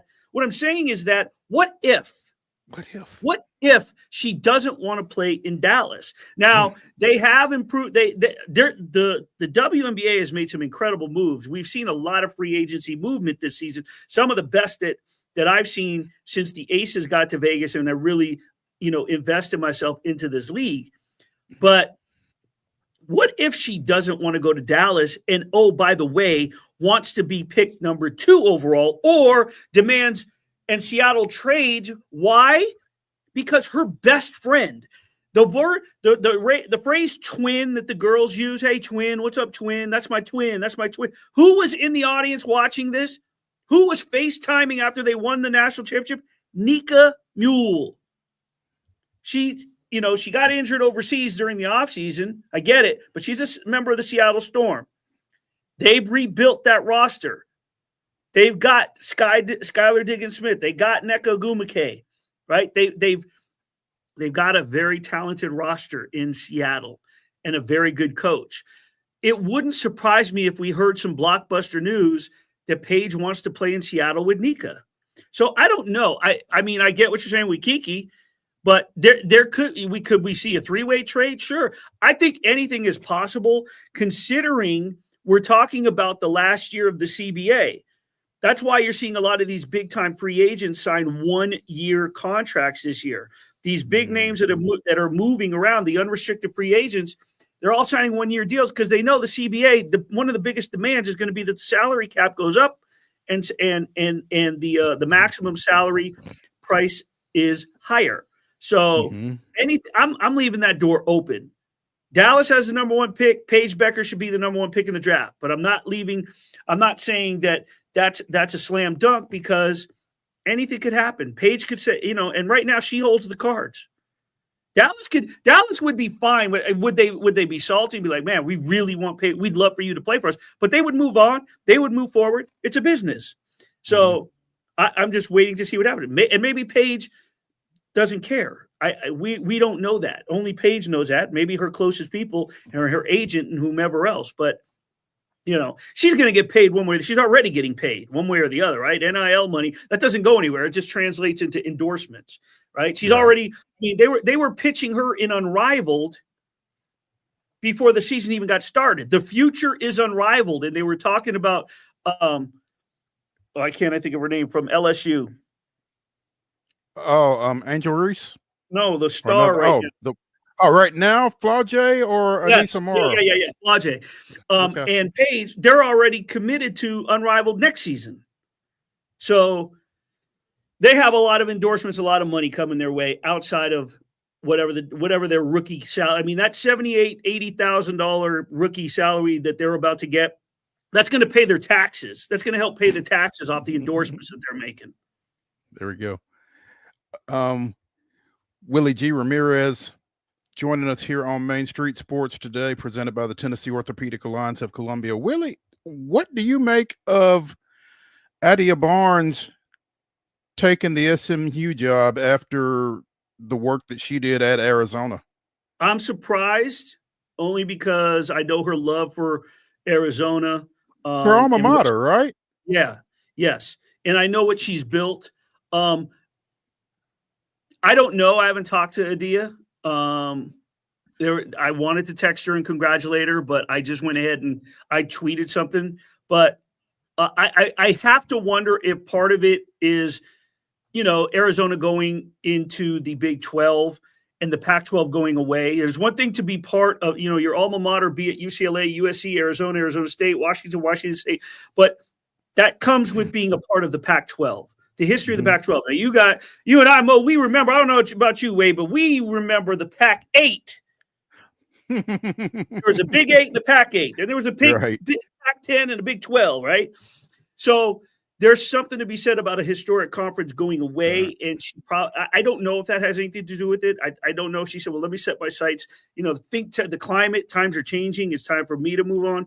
But I know one thing. I know SMU is going to be a team to watch because I know what she's capable of doing. I know the culture that she changes behind closed doors. Adia Barnes is a special person. She's a good coach. She cares about her players. This is a woman that at the national championship during the COVID year was breastfeeding.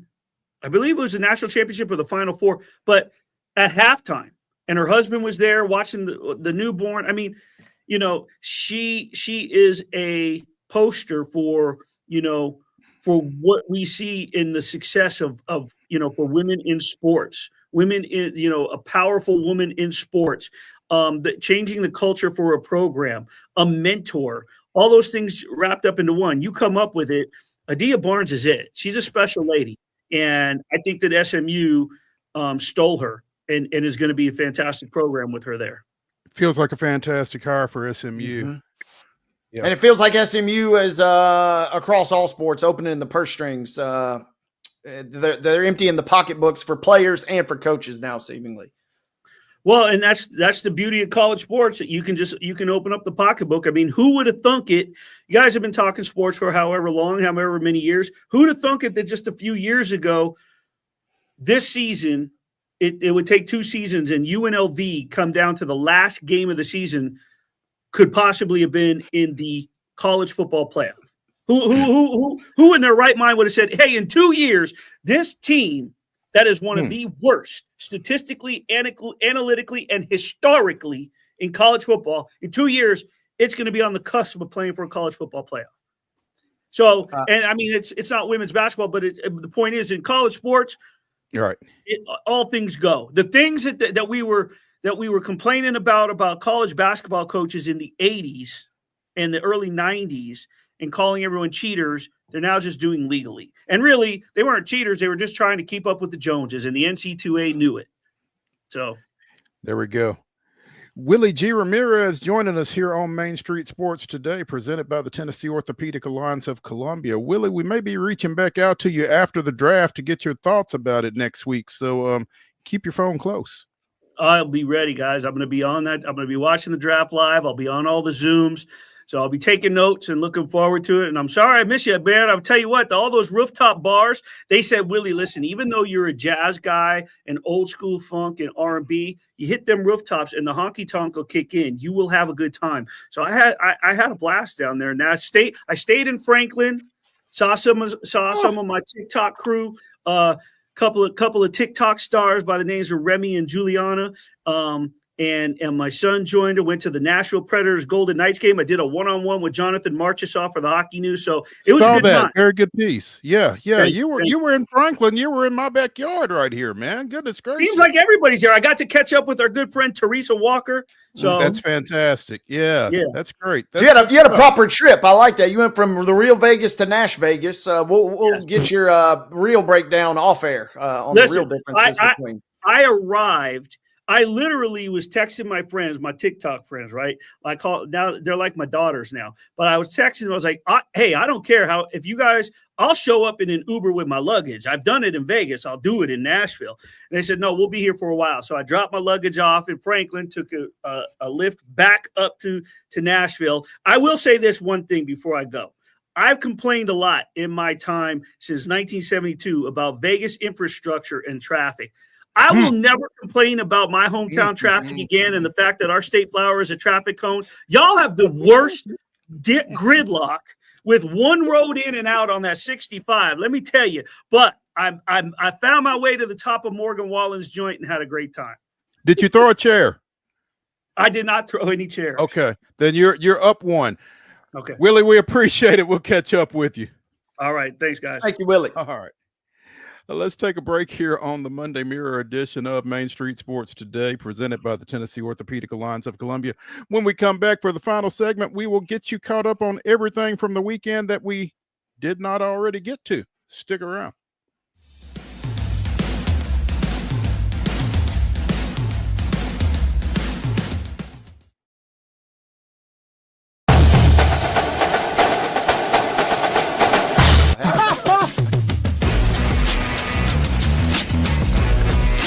Hey, let's go Stros.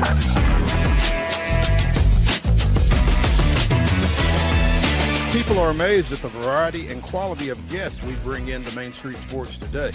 But when you've been in this business for nearly 40 years and you never throw away a phone number, it's pretty easy. Right, Wade? Absolutely.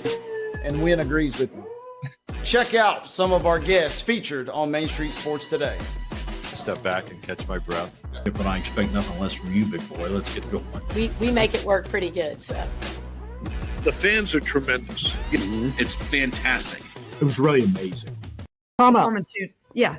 From preps to pros, you never know who's going to stop by, so be sure to listen to and watch Main Street Sports Today from 2 to 4 p.m. daily on the MSM TV app.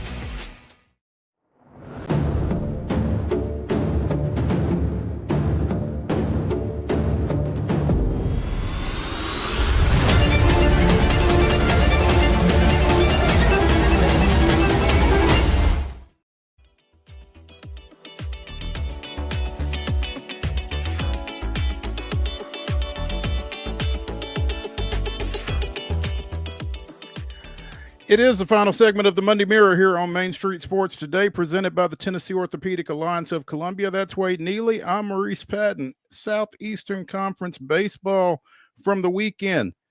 Tennessee opened with a run rule victory over visiting Texas A&M in a rematch of the National Championship Series.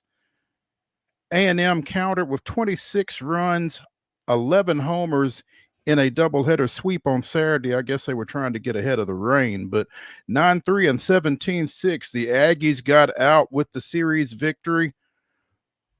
The first series Tennessee has lost this season, falling to 28-4 with those two Saturday losses and falling out of the top spot in the national rankings. I don't think anybody's necessarily concerned about national rankings on April 7th, but much needed victories for Texas A&M, who we talked about coming into the weekend. They were one of those 4 teams in the SEC that was 1-8 in conference play. So again, big win for them probably a bigger win for Texas A&M than it was a loss for UT, really. Yeah, honestly, you said it best. And man, you get blank 10-0. You get no hit. Tennessee throws the second no hitter of the season Friday and lose the series. That is wild to think about. And Tennessee's going to be okay. I feel pretty confident about them. But yeah, that is a ultimate rally after taking a massive gut punch on Friday from Texas A&M. No doubt. I mean, I think that's what a lot of A&M fans needed to see out of this team, because they were getting ready to get left for dead, I would dare say. Again, 1-8 coming into that series. So, I mean, I'm not sure that 3-9 is a whole lot better, but I mean, it shows some signs of life, right? So, yeah, I mean, you can't sprint, you can't leapfrog all the way to the top of the table after one weekend, but you can start to chip away. And I don't know who Texas A&M's got the next couple of weeks, but there's no way you can't be feeling a little more confident about your team coming out of this weekend than you were last weekend. Hang on, I'm going to try to tell you who they've got next. A&M this weekend has, unless they're playing Texas or Arkansas, you can't tell them anything this week. They're going to be flying high. They've got South Carolina coming to town. Oh, Thursday, yeah, Friday, Saturday. So you're loving that if you're A&M, a chance to gain a little distance right there versus one of the other teams at the cellar. Yeah, because South Carolina is right behind them, 2-10 in conference play. A&M is tied with Mississippi State for, what would that be? 13th, I guess, 12th. Meanwhile, sitting right behind A&M in South Carolina is Florida at 1-11. If you recall, they were 1-8 coming into the weekend with Vanderbilt coming to Gainesville. That means the Commodores went south and got a sweep this weekend. And, while the Gators are a little wounded, I don't think Vanderbilt is, one, going to give them back. And two, anytime you go to Gainesville and sweep a series, you got to walk a little with your chest out a little bit more, I think. Vanderbilt improving to 24-8 on the year, 7-5 in conference play. And again, Florida falling to 20-14, 1-11 with the trio of losses over the weekend. Yeah, massive dubs for Vanderbilt. And, sorry about your luck, Florida, but I mean, no one's going to really cry for you at this point. I mean, this is the league, as we've said over and over again. If you're not at your very best, you're going to be at the very, very bottom. And Florida, unfortunately, hasn't been even close to their very best. And so they find themselves toiling at the bottom. And Vanderbilt, major, major props. We talked about it last week. I had some major concerns about them coming into the series after they barely scraped by Western Kentucky in extra innings on Tuesday. And then, I mean, that's a solid series, 6-0, 3-2, 11-3. You got a little bit of everything. Can you go into Oklahoma and do the same thing this weekend will be the real question. 11-3 in the finale that they were leading 6-3, scored 5 in the top of the 9th just to give Florida a little extra. Hey, keep this in mind. We ain't done. So Vanderbilt tied for 4th all of a sudden in the conference after that. I'm sorry, I miscounted. 1, 2, 3, 4. Tied for 6th. Excuse me. This 16-team conference really kind of messes with you. You think you're at the top of the standings and you're not. But Vanderbilt tied for 6th. But again, they were 4-5 coming into the weekend, so showing some upward mobility. You said they go to Oklahoma this weekend? Yeah. That'll be fun. Yeah, a chance to flex a little muscle. And, Florida's toiling at the bottom. Florida fans can sit here and say all they want that they're a basketball school now, and that may be potentially true, but they're deep down, they will tell you. Just like Coach K. Coach K, deep down, he's happy that Duke lost this weekend. Don't let these Florida fans lie. Don't let these Florida fans lie to you, Mo, and say, it doesn't matter, we're a basketball school. They're a little upset with that 1-11 record after getting throttled yet again this weekend. More than a little upset. Again, Vanderbilt goes to Oklahoma this weekend. Tennessee goes to Oxford, taking on the Rebels of Ole Miss. A couple of pretty intriguing series there, as they always are in the Southeastern Conference. So we'll be keeping an eye on those. Congratulations to the Nashville Cats. picked up a 40-32 win over the visiting Oregon Lightning at Municipal Auditorium on Friday night. The first win of the season in AF1 play for the Cats, as Tyler Kolka, who was the last man standing at quarterback after they released Rakeem Cato earlier in the week, threw for a pair of touchdowns, completed 20 of 25 passes for 154 yards, no picks, and the Cats were up by as many as 16 points at one time, 40-24, before hanging on for that one touchdown victory there. So nice to finally get a win. The Cats get to 1-2 on the season with that win after losing again out at Southwest Kansas and losing at home to Albany the previous week. Got to start somewhere, right? Yeah, big win for them, and props to them. They shake the Joe Dubin curse. Their radio guy, he had to call 2 stinkers, but Nashville with the nice win despite their play-by-play announcer there. We love you, JoJo, but it had been a tough sled. That's a good man. All the questions at quarterback, and you come out and you put up a nice win in front of the home fans. All of a sudden, maybe the Cats on the prowl a little bit, so to speak. Yeah, and it came at a good time because they've got to bye this coming weekend before they travel to Washington, taking on the Wolfpack. I believe that's Washington State, not Washington, D.C. But you'd hate it to go into that bye 0-3. So that's a well-timed victory for the Nashville Cats in AF1 play. More football. UFL completed its second week of the regular season. Birmingham, D.C., Arlington, and St. Louis all victorious. The Stallions downing Michigan 21-12. D.C., the Defenders with a 17-12 win over Memphis as former TSU quarterback Shannon Harris improves to 2-0 as the Defenders' interim coach.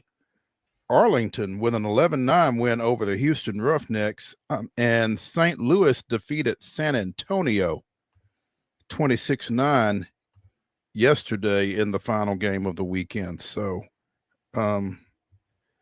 Wade, you said you weren't necessarily ready to scratch your football itch just yet, so you may not have been paying attention to this, but I watched a little of Arlington and Houston, and I had it on. I guess I was doing some work, and it was on just because there wasn't much else on to watch early Sunday. Before, I guess, South Carolina and UConn, I had it on. But, yeah, 11-9, that final, as Arlington gets it done. Not, that score kind of tells you just how riveting it was. Yeah, you're a sicko for that. Props to you for subjecting your you can be watching Premier League soccer, which they arguably maybe get more points on the board than 11-9 in a upstart football league. That's tough. But props to the Renegades for getting it done, and we're setting up for Sunday this week. Could be kind of nice. You got the Defenders and Battlehawks going at it with 2 undefeated teams. There we go. Yeah, we've mentioned the Preds during the rundown. They fell again. I don't guess that's unexpected at this point. It's just unfortunate. Dropped a 2-1 decision to Montreal yesterday. Their 6th straight loss, I do believe. Had been pretty for them. Won't be a pretty finish. Like I said, only good news is you got a chance to potentially get a cheap ticket if you for some reason missed the game this year. Bad news is Ovechkin ain't coming back to town, so your chance to see him was earlier this year. You're gonna have to get crafty with an excuse to go downtown because it's been a rough go of it. And now you're counting ping pong balls, hoping maybe you get a little upstart in the lottery. They've got the Islanders coming in tomorrow night at Bridgestone before they go out to Utah and Vegas Thursday, Saturday. They finish at home against Utah a week from tonight, and then against the Stars to close things out on Wednesday the 16th. Yeah, it's an ugly finish to an ugly season for the Nashville Predators, obviously. Things got a little ugly over at Charlotte yesterday for the Nashville Soccer Club. Not necessarily on the scoreboard. They lost 2-1, but apparently Walker Zimmerman got kicked in the face.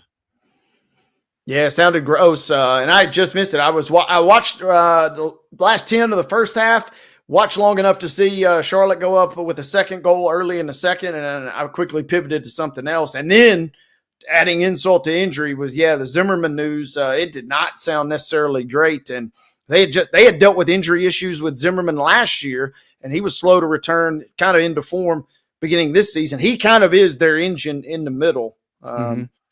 And not a good weekend for Nashville. Hopefully he can bounce back. Hopefully he is okay, but not great. Well, lose the match and lose one of your top players. Well, he traveled back with the team, and there was some question as to whether he would or not. So you got to take that as a positive under the circumstances, I would guess. Mukhtar got NSC on the board in the 32nd minute, and it was 1-0 game at halftime. Charlotte scores twice, gets the equalizer on a penalty kick, and then scores late for the win there. But again, probably the biggest news coming out of that is, again, Walker Zimmerman and his injury and the impact of that going forward. Still, what, 3-2-1 at this point, or 3-1-3? 3-1-3. 3 wins, 1 draw, 3 losses. Yeah. The table for soccer kind of messes with me, among other things, but still, you feel better about this team than maybe you did a year ago at this time. Yeah, they're in decent shape until you get a clarification on Zimmerman's injury. If he is out for any extended length of time, that is not good for Nashville. All good vibes would potentially fall by the wayside at that point if he's out for a real long time. It was cool to see, though, Mo. Everybody talks about Messi and stuff, but Wilfred Zaha is one of the players. I'm sure you're familiar with Mr. Zaha, former Crystal Palace standout over in the Premier League, but he plays on Charlotte, and it was cool to see him until it wasn't. He scored that penalty kick. He was running around doing his thing. Even in his twilight years, he looks pretty comfortable playing here stateside. So it's cool to see him till he tied the match up late and then has the late goal to put a second goal, rather, to give Charlotte the win. It was kind of a tough weekend for Nashville, who'd been kind of flying high, even though they had lost to Cincinnati. But it was kind of an ugly result on Saturday over there in North Carolina. Got Real Salt Lake coming to Geodis Park on Saturday. That's a 7:30 start. It'll be shown on Apple TV, or you can just slip over there. Check it out as they try to get back over 500 with a win on the home pitch. We saw Christopher Bell run off 3 straight wins earlier in the NASCAR Cup Series. Denny Hamlin trying to match him after picking up his 2nd straight win yesterday, winning the Goodyear 400 up at Darlington, getting past William Byron, among others. So Denny on a little bit of a run. Curious to get Heather's breakdown on this, because it feels like NASCAR is kind of, as we get temperatures, this week notwithstanding, going to get a little warmer, action kind of heating up. It feels like we've kind of had a nice table setter in terms of what we've seen thus far through the first, 5 or 6 weeks. Yeah, we mentioned when we talked about Hamlin winning at Martinsville last weekend, that was his 55th career win, tying him with Rusty Wallace for 11th place. Well, now he holds 11th place all by himself with 56 career wins. And the win came despite, again, having to hold off William Byron, who had led 243 of 297 laps on the day. So that's, if you're Byron, that's kind of tough. Yeah. That is going to do it. I hear the music, Mark. I got you. That's going to do it for the Monday Mirror edition of Main Street Sports Today, presented by the Tennessee Orthopedic Alliance of Columbia. Tune in at 2:00 tomorrow. We will be joined by Virgil Herring as we talk a little Masters. And I assume the voice of the Blue Raiders, Chip Walters, will be joining us if he doesn't, hi-hat us after being inducted into the TSSAA Hall of Fame earlier today. Check in at 2 o'clock. See who we've got. We'll see y'all then.